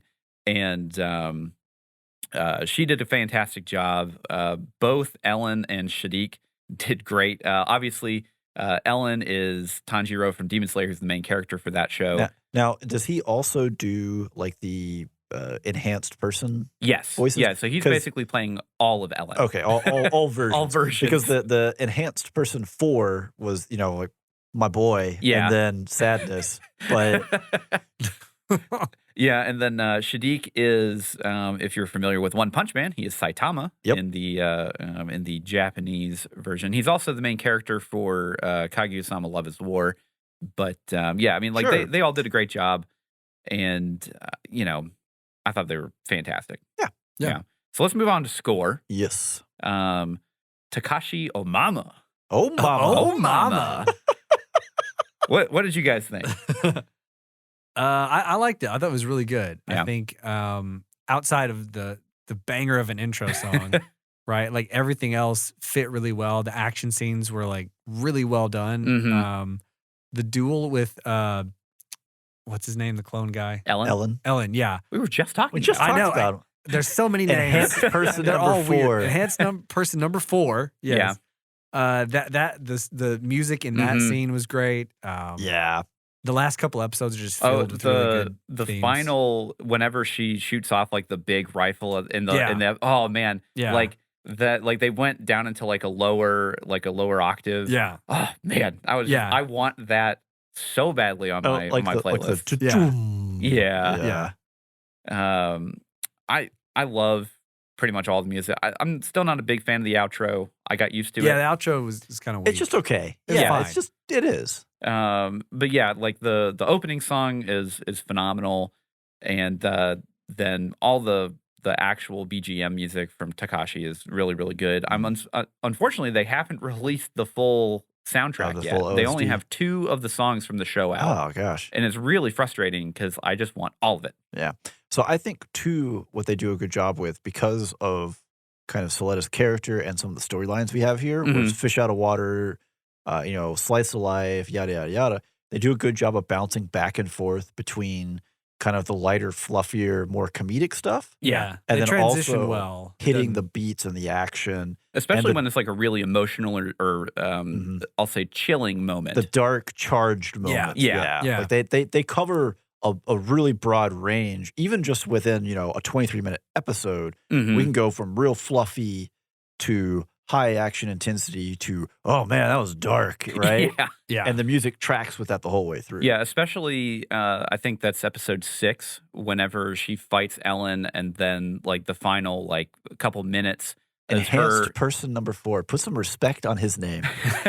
Well, so fun fact there, if you're familiar with Zeta Gundam, there's also a character in there called 4 who is an enhanced cyber Oh my new type. gosh.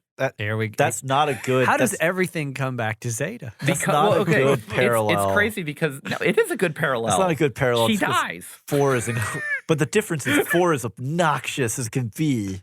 She's not as obnoxious as other characters. No, in the she Gundam isn't. series. That's because no, That's not a good. Hold on. Wait, she's not as obnoxious as other characters in Zeta. Let's just ignore other Gundam series. Yeah, that is true. But yeah, the one thing that I touched on a little bit before the spoiler wall was the sound design for the battles. It's really Whenever like those beam sabers come out, or especially or like that quick little moment when all the little gun bits all hit up and hover right before they they just do their thing. Yeah. Or even whenever like the beams hit the shield that they're creating. They have a crisp sound. It's like They do. Crisp is accurate. That's like yeah. I'm trying to think of how to describe it. It's got like a Yeah, it's pretty good. All right, so let's move on to the plot, which is thick. Quite thick. dummy thick. Someone said. Thick like Ariel's thighs. They're No, what was that one girl? Cecilia? Cecilia. She had she's them got- thick thighs. Well, no, Ariel is the Gundam. Come on now, she's got that wasp's waist with those big thighs. Listen, on Ariel that had robot. okay thighs. What No, was Cecilia.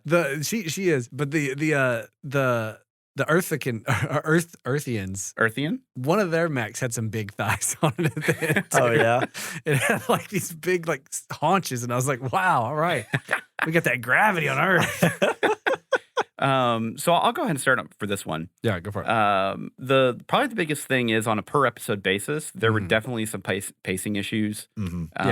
Like the We're not gonna start with something you like. Come Oh. on now. Be friendly. Be fluffy. I'll start with something I like. I Yeah. like basically the whole story. Okay. I really like the prologue. Really set it up to be Yeah. So that's to where you had this is clearly an adult show. Yeah. We're gonna dial it back and we're gonna build up our characters, and it is I'll say quotation marks slow for a Gundam show, but I think for more modern audiences, I think this is a fantastic pace for the overall story to get into. You get a little bit of hint with it with Ellen and a couple other things here and there of like kind of the darker side of it coming back into from the prologue, but you still get a lot of the good character building moments and everything with the rest of the cast to where you actually care about them and you don't want them to die.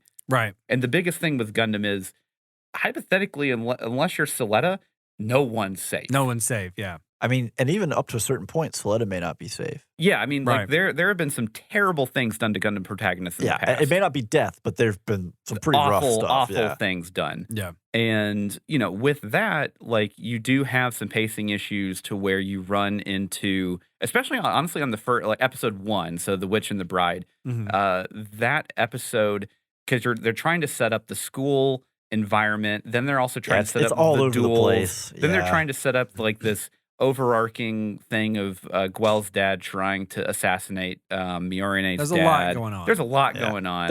They really probably, from a pacing perspective, they should have hit you with the Gundam stuff, hit you with the school stuff, and then episode 2 bring in some of the more overt Game of Thrones. Even just end episode 1 with the duel challenge, and that's your cliffhanger to go into episode 2, and then have the duel and introduce that concept there. Yeah. Just to get something into a different episode, not just episode 1 is just learn this, figure this out. pay attention. You So know, is episode 0 the prologue. prequel? Yeah. And that is part of the That season. is though, right? part of the Okay. season, but that wasn't aired. That was Okay. added. Like that was basically released, and then like it was on Gundam Info and That's stuff like that on crazy to me. YouTube. That feels like it's essential to me. Like I think it is too. yeah. Yeah, It was a very weird choice, but I think they did that to get people invested in Got the it. story. Yeah. Because that episode is phenomenal. yeah, I Right. was sitting here thinking, man, we maybe missed an opportunity pre-spoiler wall to be like, hey, when we're talking about season 1, we mean the prologue too. You need, I don't know that you need the prologue, but you should want the prologue. I think you in need the there. prologue. well, it gives back. It's going to give bigger hints to you about like who Prospera may be Right. and like some of the interactions here. But like, is it absolutely necessary to understand? I don't think so. No, but It's a really good episode. It actually adds a whole lot of weight to Happy Birthday. yeah, It but does. yeah, oh Yes, yeah. it does. But like, if you want to set like stakes and the concept of how they kind of go back and forth from like a birthday party to this, invasion where people are getting shot in the head, and like you're learning real quick that hey, they're not going to pull punches here. Like there's going to be violence on screen, but there's also going to be these other elements, Mhm. and they're going to weave them together in a way that hits right. We're just like, oh, that, Yeah. ooh. Yeah. There's the prologue did a really good job with that. The only other thing, and I think the weakest episode, and then I'll cede to you guys. I think the weakest episode was I'll cede the floor. was the business party episode 7, Shall We Gundam, where it's not a ball. Where they're doing the obviously. pitches Yeah, they're doing and- all Yeah, the it- business pitches and stuff. I think the pacing for that episode was really weird, and there's a whole lot of logistical problems specifically with that episode. The formation of the company, like it hinges. They hinged it on something that's very flimsy, Yeah. and they didn't quite give the justification for it. That episode, I don't know if I'd say it's the weakest, but it definitely had a moment in it where I was like, oh, the whole plot's really riding on this working, and it feels awkward. Yeah. Now, then going back, the episode after that, Their Choice, which is basically where they're actually in the process of forming the company Yeah. and figuring out all the logistics and how they're going to sell things and stuff. That is probably one of my favorite I episodes really of the like whole that one. season. Yeah. See, There's no action in it. Sorry. There's Okay. no action in it, but you really get to see the nitty gritty of basically making war profiteering kind of stuff, but Right. how the Earthian kids really think about one, Spacians, and then 2, what they're actually going to be doing with like this kind of technology and everything like that. And I thought it was a fantastic episode. yeah, I really like. I think it might be the episode. It might be 9, the one after that, or may be part of 8 and 9. The team fight. Well, the team fight's great, but also just kind of Shadiq making his whole play. Oh yeah. Like the power move of like, well, I'm gonna get the rules changed. So Yep. then you have to come to me. Yeah. Mhm. I like that because again, there's so much politics that are going on throughout every episode, and some of it's background, some of it's foreground. But him, because he's kind of just been, it's sort of a light and fluffy foreground character who's like, well, I run the duels. Yeah, we duel. You know. So the fun thing is his house emblem is a snake. Got him. Yep. So it's like Gwell is a lion, then Ellen is like maybe a bird or something like that. I'll But Some then- kind of I'll weird look it up. bird. but Shadiq is Some a clone snake. bird. Yeah. So yeah, I'll cede the floor. Okay, so I think that I would absolutely count the prologue as essential Yeah. to the plot because it's such a good episode. I think I love the overall plot points of what happens, like the way the season unfolds. Mm-hmm. But I feel like it starts and ends really strong, Yeah. like pretty good, especially with the prologue. Not so much episode 1 because Yeah. I had issues with the flow of episode 1, but like the prologue and like episodes 11 and 12 are Mhm. like really good. Mm-hmm. And then throughout there, it's kind of hit and miss. Like, because I was watching it week to week, Yeah. as it would come out. And there would be like, I'd wait a whole week and, And then get you're an just like, episode. And I yeah. watched the whole episode. I'm like, well, that was fine. Well, you know? it feels kind of like you're really raring to go because of those early episodes, Yeah. and you're just like, I need something a little bit Give more. me a little more. Yeah. And like, I didn't mind the episode 7 where they're doing the business pitches Yeah. so much. My biggest thing, kind of like what you were talking about, Steven, and stuff, is it like when the machinations start to come into play and he Yeah. starts changing the rules. I liked that, but I think I would have liked it more if they could have explained a little and set up a little bit more before, so that when it starts happening, I'm like, oh, that's a good loophole. Yeah. Instead of being Yeah. like, what is this? Because So how is he being able to do all this? Right. Yeah, that kind my of thing. other complaint is just on top of the technology, they throw so much at you in terms of how these school works, how the businesses work, how the politics in this universe work. But they do it in a way that's like things. It almost feels like sometimes things are just happening.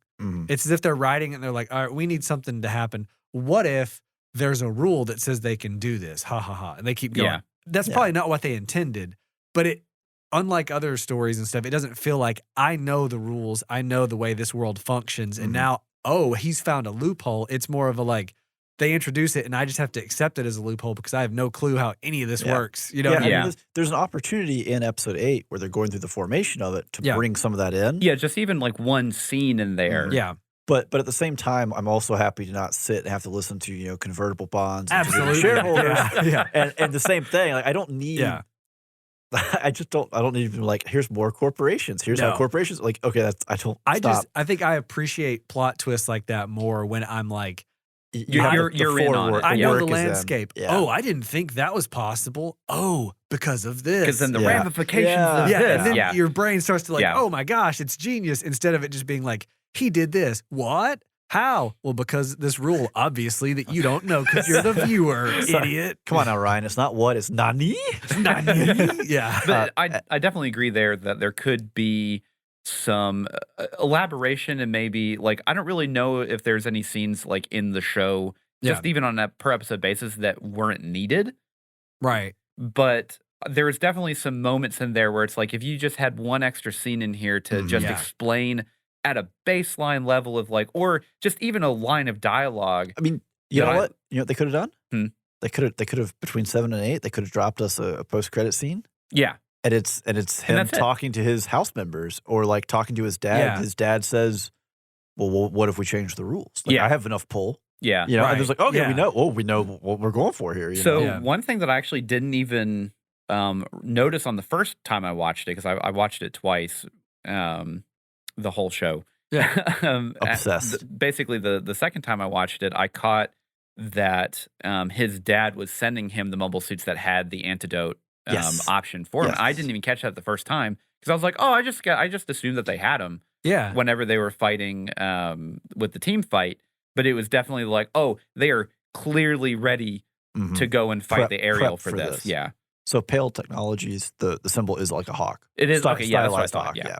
Yeah, so I didn't catch that. Kind of classic coat of arms type stuff going on here with lion, hawk, snake. Like these are pretty classic things. Yeah, and it's one of those things where like there's clearly so much foreshadowing in the show. Yeah. Of like, and there's a lot of planning that they do, even on a multi-episode basis, on a per episode basis. Like I'll say the team fight episode where Miorine is like, all right, we're gonna duel. I'm gonna come up with a strategy. Like whenever she's talking with Shadiq in the greenery, or the greenhouse. And she's like just sitting on the floor playing with tomatoes. Like they're actually in the formation of the final plan for that for that episode. That's pretty good. Where she has them all in a little thing, and then there's two that are Suletta and Shadiq, and then the whole pile is Choo Choo and the whole team. The stack, because she knew of mangled suits. Yeah, because she knew, like she says at the end of the episode, she's like, I knew that you would not trust anyone else to finish her off except for you. Right. So like. I knew that you would just ignore everyone else once they were incapacitated, and we could capitalize on that.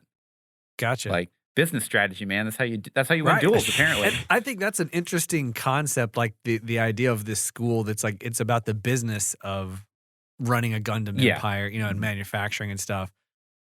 I really wish they had explained more of the technology and the business side of it a little bit. Not a lot. I don't want to get in the weeds. I don't want to like. Ryan just really the technology, I think, is something that we're going to find out much later on in the show. No, there's a lot of stuff that's bubbling around in there. Yeah, that's going to boil up.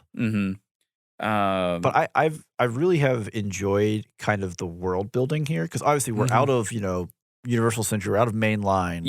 Yeah. But it feels like there's more bones here than there is in, say, like a wing. There really does. Or a seed. Yeah, with something like Wing, it feels very surface level. Yeah. This really feels like, and I think this is really kind of on Ichiro, the writer for the show. He has a lot of really good bones, especially with Kogi Ace and Revolutionary Girl Utena. Like, he has those ideas. And you can definitely tell that he's mixing a lot of his previous experience into this, and he makes a world that actually feels tactile. Yeah. That really has a lot of depth to it. Well, especially coming from someone who is a big BattleTech fan, Yeah. where everything is very feudal system. Seeing the school, which is again, it's corporations, but feudal within the school, right? It has that Hogwarts feudal system to it, where they have kind of allegiance to these houses, and they kind of each build up their own little groupies. Yeah. And the big three, run things with an iron fist or whatever. And then we have these duels to decide. It kind of reminded me of Kill la Kill a little bit. With the importance of high school. That's like way more exaggerated than it is in like American society, at least. Apparently, high school in Japan is a big deal. That's important pressure. You got to get it figured out. Yeah. Okay, so let's move on to entertainment, because I have to try and keep it at least on task a little bit. Yep. So let's move on to entertainment, and we're just going to go ahead and put in season 2. I'll say ideas and let's break that out as a separate. You sure? Let's keep this separate. Okay, all right. Let's do a quick entertainment. Okay, entertainment. I won't start because I can talk all night. Steven, go for it. All right, I'm gonna kick it off. So I've said this a lot. I really love the slice of life fluffy side and the dark grim Gundam political stuff. Yeah. Not just like the fact that the two halves exist, but that they kind of commingle and they use one to give greater impact to the other. Like that for me is like, because we're covering a huge range of stuff. Yeah. Even in just one episode. Yeah. Especially with stuff like Happy Birthday. And it's a callback. And both times it's been brought up now. It's just like, whoo, man, nobody needs to have a birthday anytime soon. Never let Suletta sing Happy Birthday to you. No, ever. Yeah. Like, my gosh, it's just death wish here. So those kinds of things, I really love all of that. I think my biggest knock within an entertainment is I don't feel like the action's been great, but this is maybe like season 2 or technology stuff playing into it. It never really feels like Suletta is the one that truly makes the decisions. Oh, she is definitely not the one making decisions, right? And so this plays in a little bit with like Guel in his earlier duel, where he like lets go of the controls. He's just like, it's an AI running this. Like, do you not trust me? Right. So I think, like, this is again speculation. I think that if he, like, basically, if the AI wasn't there and he was fighting her straight up with that mobile suit, the Dara Blade or whatever it is, he actually probably would have gone toe to toe with her. Huh. Like, I think so. Okay. So, well, not clearly at her full power, which she still, Ariel still had a lot of room to go. But at that current moment, whenever he took over with a basically half broken suit, he still did really, really well. Yeah. Because like the first duel doesn't really count. He was completely outclassed. Sure. No idea what was going to happen. This one, he actually had a general idea. So I think that he would have been able to actually show his dueling prowess. So why was the AI holding him back? Just because the AI just doesn't have the inventiveness. Yeah, it doesn't have. Can't do it. It just can't do it. Anyways, but my complaint there is it means we miss out on some scenes. I'm gonna reach way back to the start of this episode and be like Big O, right? Yeah. When it's time for Roger Smith, when it's go time for Big O, you get those big sweeping push when he's pushing you don't know how it works, but the lever throttle thing that like curves as he does the punches, and like you have that in a lot of Gundam too, like. You look at like Shiro and 08th, where like he has these big emotional moments, and you're slamming, some kind of control. Whatever control is going forward. Whatever system they've decided is going to work, or like G Gundam, you're wearing the suit, and you're doing the big, but you never get that moment for Suletta. Correct. And so I feel like that takes a little bit away. It does. It takes a little bit of the weight of the mobile suit away, I think. Well, and it just takes some of the agency of the pilot, right? And that could very well play into big plot things and technology. I'm pretty sure that's very much a plot thing. I think it does too, but right now I think it's hurting it from a perspective of you miss these moments to get behind the pilot and cheer them on when they do the big thing. They make make the cool move, and like they punch something into the controls or do something, and you get like a cool camera angle as the movement happens, right? Yeah. And it like mirrors, they push their arm forward with the stick, and it mirrors the arm coming forward on the Gundam. Like, I feel like the show, for all of its action being really cool, that one piece, and again, it could just be very plot relevant, but missing that one piece was something that I constantly felt like it's kind of like getting like like, oh, I got Coke, and you get a little Diet Coke, and you're like, ugh. Ugh. Yeah, you're like, well, this is. I know it was missing that like screaming, it was pushing the lever. It was missing that moment. 130% of your daily intake of sugar. Yeah, right. right. It just wasn't there. So. No, I can agree with that. So that's my pro and con there. Yeah, Ryan. So I was entertained. I enjoyed it a lot. I was annoyed with Suletta in the first couple episodes,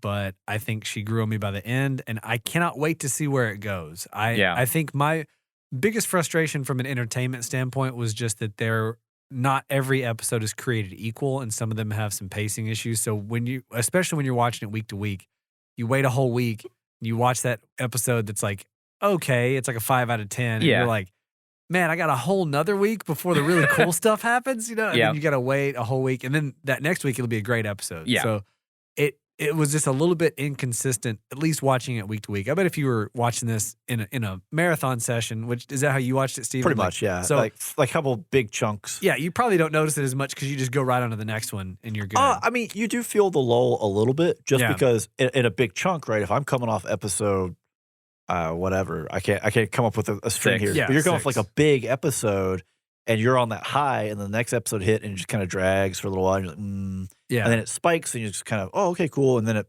lowers back down. Drags. Kinda, and then you bookend that with something else that was big, and you're just like, man, I had like 25 minutes in the middle here where I was just kind of like, get on with it. Yeah. You know. And to be clear, it's not the non-action episodes that are slow necessarily. Some of the slice of life stuff and some of the like it's really good. The formation of the business stuff is great. Like those are some good episodes. There's just other episodes that just I don't know, like they're not as special. Like the stuff. So that would be my only entertainment knock would be that overall it wasn't consistently great. Yeah. But I did look forward every week to watching it, and I can't wait for the next season. So like that should speak enough into how much I was enjoyed it.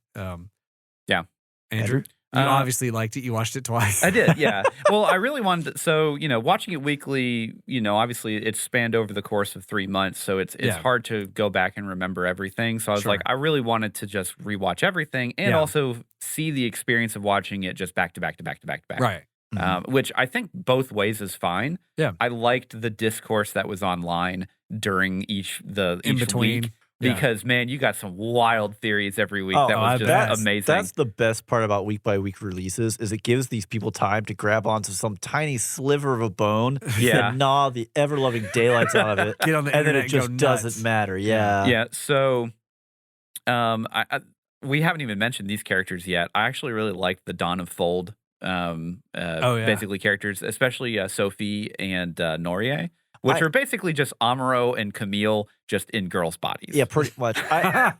They are kind of. But I won't lie, I did kind of do a bit of an eye roll when those characters showed up because they're a little too much anime. They're a little. Sophie's very anime. Sophie especially was dark and at that point like grounded as we were. I avoided bringing this up pre-spoiler wall because I was like, I can't get into this without it possibly being spoilers. Yeah. So for this is entertainment. So something that I loved was, I think it was Nika, but one of them looked at as they're attacking and she's like, physical weapons. Oh, like what a horrible, like you're polluting space, which to me, that again, back to the kind of this feels like hard sci-fi. Yeah. Like if you're dropping these 30 millimeter cannon shells or however big these bullets are they're firing. Yeah, a lot. If you're flying through space and you hit that at any kind of speed, that's a massive hazard. Yeah. Right, yeah. Like, so for like the realism levels of like, well, we fight with beams because then we don't just clutter space, which makes it harder for us to travel. Yeah, through. the energy just dissipates and that's it. Like it doesn't ruin, like I fought really hard for this area, now I can't travel through it because all the freaking shells are bouncing around in here forever. That, to me, I was like, yeah, that's great. Like, that's a really cool bit. And also it really helps justify giant robots running at each other with laser swords. Right. Well, and I really liked the little cutaway that we got of seeing just different, basically the motif of what Earth kind of is. Yeah. Where it's very dilapidated, rundown, overgrown, dystopian. Yeah. And I do agree that Sophie is very much an anime character. She is, for sure. I love her so much. Yeah, but you love anime. So she's going to, like, in my mind, she is basically if Choo Choo was like actually a bad, like turned bad, that's who she would be. If she broke bad, pretty much, murder is okay, let's go. Yeah. I do want to point out that we haven't even talked about the after episode 12 in credit scene. We're getting there. Oh, we're getting there? Oh, okay. we're getting there. I was worried we were about I figured that was going to no. be part of Season 2 stuff. Yeah. Okay, got it. So Sorry, I have sorry. a lot of speculation with Prospera and Suletta, which I'll get to here in a second. Yeah. But yeah, I really liked all the Earth stuff. The Dawn of Fold, I think, is a really cool little kind of addition into that. It Mhm. adds one more little kind of stitch into kind of whatever they're weaving, you know? Yeah. And the other thing that I really like is you start, throughout the show, you start seeing these little hints of like, remember guys, this is still a Gundam show. Yeah. And when I say Gundam show, oh no, not mechs, like there's going to be some terrible things that happen to these characters. Right. One of them being Martin. I hope that he does not die. Because 'cause Nika and him, he yeah. notices that she's signaling Oh, Dawn of yeah. Fold. And I'm like, we didn't know what happened to him. I hope that she just doesn't murder him. Yeah. That would be a pretty grisly scene if like she doesn't want to, but she has to. She's, Yeah. like, choking him out in a broom closet or something. So I think Crying, there's tears like floating away Yeah. in zero gravity. I think there's like two options there. Basically, he just keeps quiet and like she's, like he's like, well, I'm not going to say anything or whatever. Or he like is like, I need to go tell people, and she's like, this is not going to happen. I feel like she could very easily like lie her way out of that. I think so too, Mhm. because like Choo Choo is very much on Nika's like Team. Yeah, Yeah. very much on Team Nika, and it'll be very interesting to see what happens in season 2. Because she's just like doing the like Morse code Yeah, stuff, right? Right. Yeah. So unless he's like really good at Morse code and like came in and was counting the beeps, she could just be like, I was saying, please don't like kill us SOS. or Yeah, SOS there's or- definitely yeah. some There's a little some wiggle options room, there. yeah. But I just hope that it's not the immediate nuclear option of just killing this poor kid. Yeah. Season 2, episode 1 begins with. Yeah. Oh no. And then before we get into season 2, kind of Mhm. prognosticating, I love the callback, which I'm assuming are the Bene Gesserit for the Pale Technology CEOs It's gotta from be. Dune. It has to be. There's no way it's not. Japan's just like, we've never heard of you. It's like, you liars. But yeah, okay, so let's talk about season 2. And before we go any further, I have 4 theories that I'm going to just kind of Oh my lay out gosh. there. Oh wow. All right, Break so out- See it out the at red home. He has a string. PowerPoint that is Yeah. now loading. Okay. okay, so the Vanadis He does it for real. the Vanadis incident was basically the prologue assassination of the Ox Earth company, basically. Right. Yep. That whole episode. The Yeah. illegalizing of Gund and destruction of the company as a result. Correct. Yeah. In this show, it took place 21 years ago. Yep. And Suletta's 17. Suletta is technically 17 by name.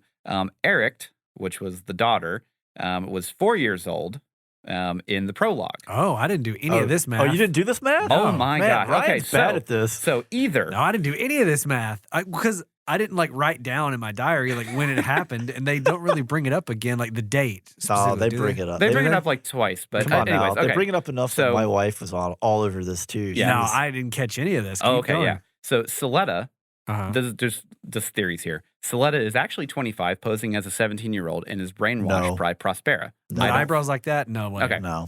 Some kind of cold sleep for 4 years for Suletta to keep her age accurate. Also not very likely. No.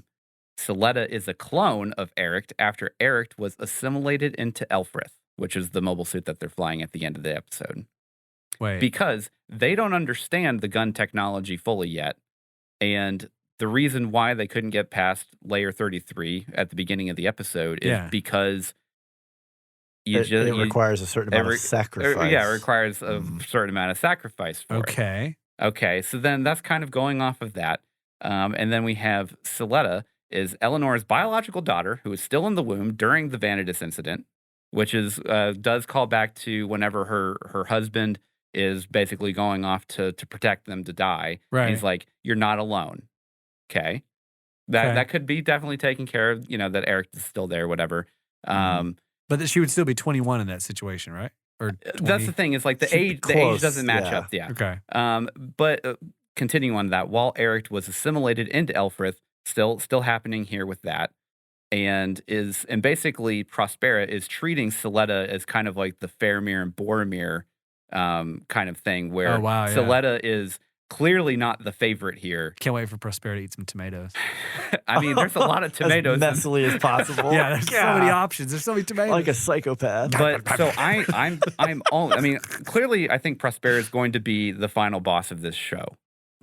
Like, yeah. I think if not her, who? I think Ariel is basically Eric, Well, I was gonna say. So hold on. or has some kind of Evangelion level person in it. Oh wow. Yes. And that is why Wow, whenever yeah. she's fighting Ellen, you kind of see like these silhouettes of like children flying around whenever like the gun bits are fighting him. Okay. And that's why she's just talking into the ether whenever she's fighting things and just asking random questions with she's communicating with the Gundam. Yeah, she's Got absolutely it. communicating with the Gundam in this. It is not AI. This is clearly a person. Do I have Right. to drop the other piece of information here? Do it. Did you miss it? No, maybe not. Are you carrying it around? Is it heavy? I probably Drop know it. it. I just didn't write it down. So when Suletta's introduced to the Earthians, right? And as she's kind of becoming friends with them, one of them, I don't know her name, she does fortunes. Oh, yeah. And she brings up, oh, you have a sibling. Yep.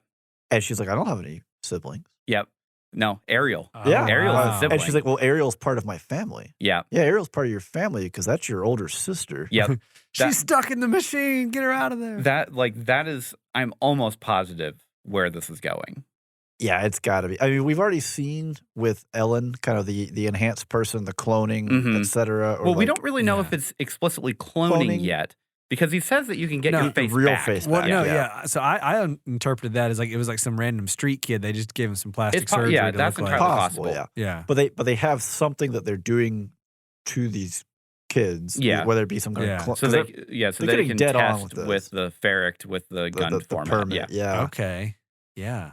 So I mean, there could be some of that going on as well. Yeah. And Suletta. And so the other thing is too is if you actually watch all of Prospera's interactions with Suletta throughout the whole show, and every time she talks about her daughter, there is no way she's talking about Suletta. She's always referencing Ariel basically in the same sentence. Well, she calls at one point, like right at the end of, or towards the end of, I think the last episode. It's either 11 or 12, when Suletta gets in it, or is like going to get like Prospera saves her, and then she's going to board the Ariel. She says, my daughters. Yeah.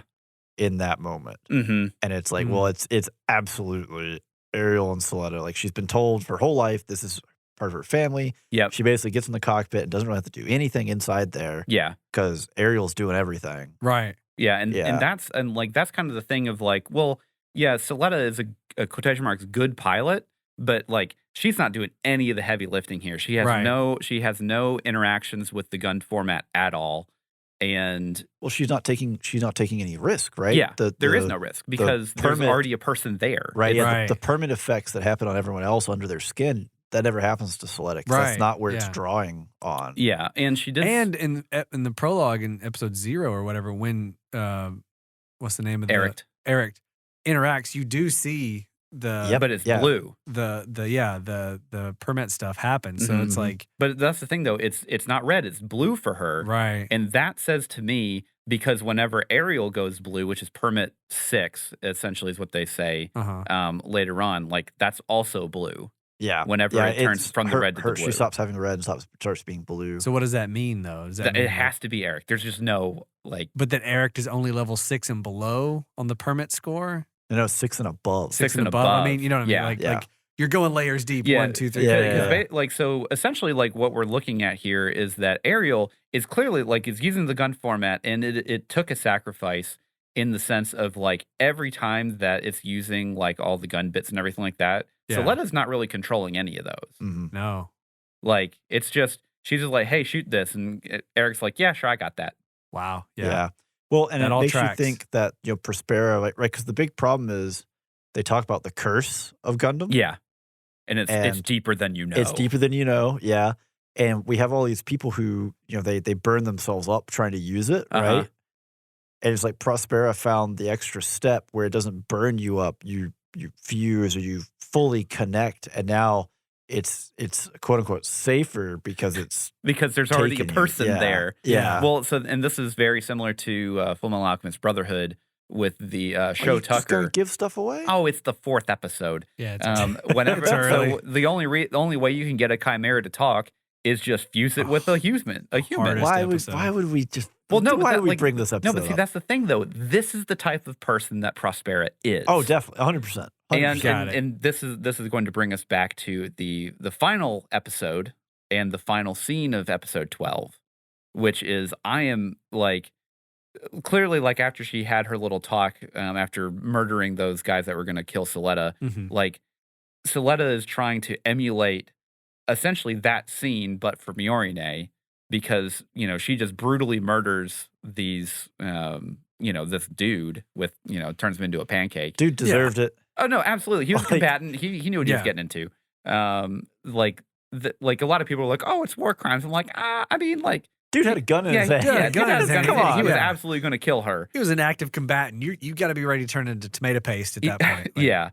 So the thing here is like, I have no idea like where this is going to go now. So that moment, right? And I can't say it on air because Ryan is currently going through these books right now, and I don't want to spoil stuff for him. Oh, okay, yeah. So I can't say it on the air. Because well, that would spoil it for listeners too. So you can't say it on Twitter. Well, but the thing is, if you've read the Mistborn trilogy and you've read book 2, there's a moment in there that happens that's very similar to this, and so I wonder if we're gonna have that kind of same arc. Yeah. Right. Because seeing that, because of course I missed it because they don't tell you there's freaking after credits. There's only like 3 of them for the whole series. Yeah, we Thanks, made him watch it right before we recorded. That was if the you first haven't thing watched it, go watch the after credits. Yeah, that was the first thing I thought of when I saw it. So because you know what I'm talking about. Oh yeah. In your theory, right? Why do they even need Suletta then? I mean, I think you still need the connection. You still need to have a connection. You still need to have a pilot. It's so not there still has to be a pilot. So it's not like full auto. Right. In this scenario. So she's talking to Ariel know, the whole time. Yeah. Right. Like she's still interfacing with it and she's still doing general movements. But I think the Gund bits specifically are not controlled by her. Got it. Oh, I've got a worse thing here too. What if we tie this into the fraying, the saying, right? If you move forward, gain 2. If you run away, gain 1. Yeah. Right. Well, that was Prospera's choice. If she had run away from this, she would have only had the 1 daughter. If she moved forward, pushed through, now she has the 2 daughters. See, I like that. And that's like I haven't heard that. That's one her yet. like internal justification. Yeah, Okay. man, I'm dropping it. Like it's hot right here. I like that. TM, we're excited right here.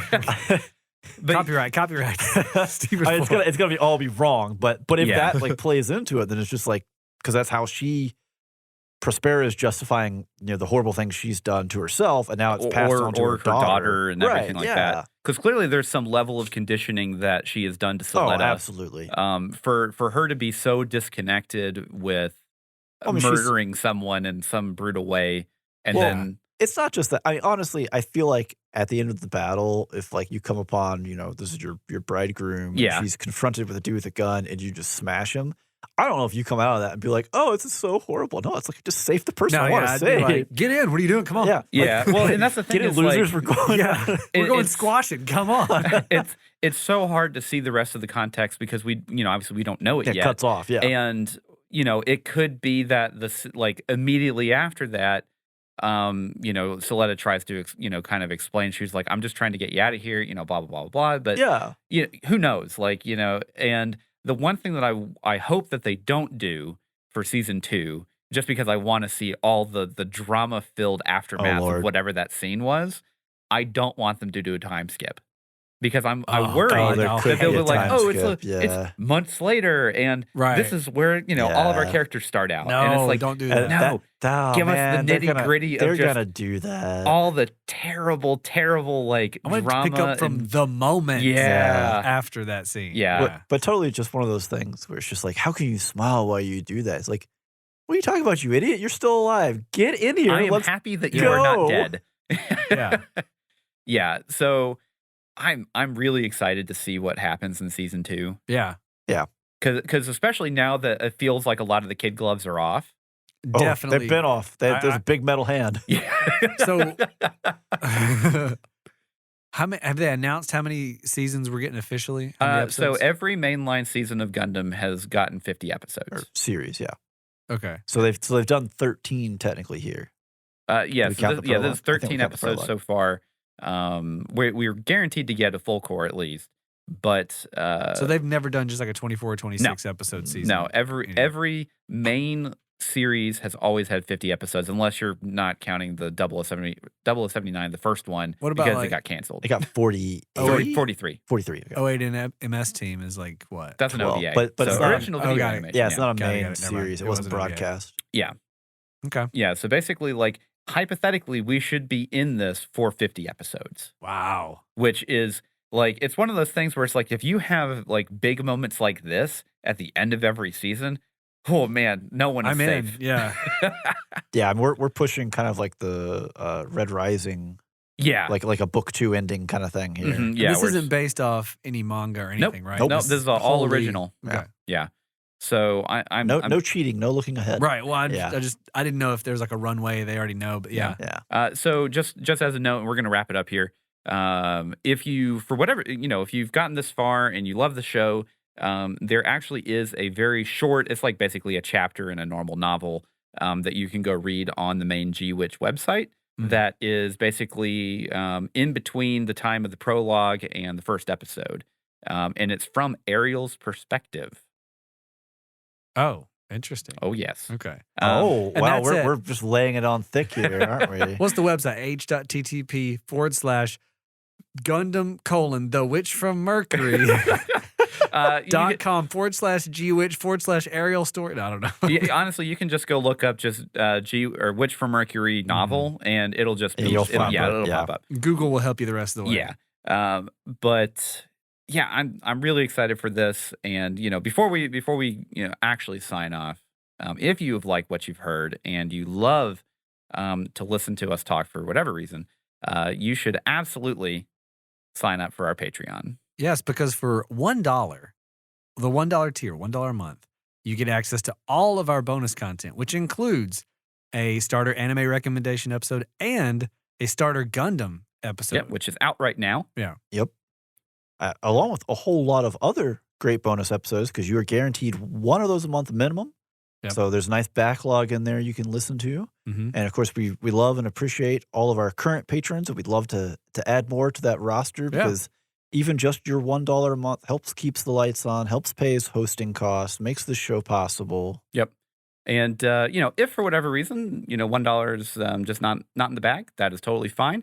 We would love for you to follow us on social media, share it with a friend, your cat, your dog. Anybody. Give us toss us a review on iTunes, wherever Wherever whatever you like to listen listen to. podcasts, yeah. We would really appreciate it, because we love doing this, and we want you to enjoy listening to us.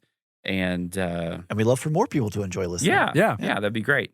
Because we just get to do more fun stuff like this, get to cover more things that that we generally want to do, and we really appreciate you guys listening. And that is all the time we have for this week. And until next time, I'm Andrew, I'm Steven. I'm Ryan. and every spoiler was intended.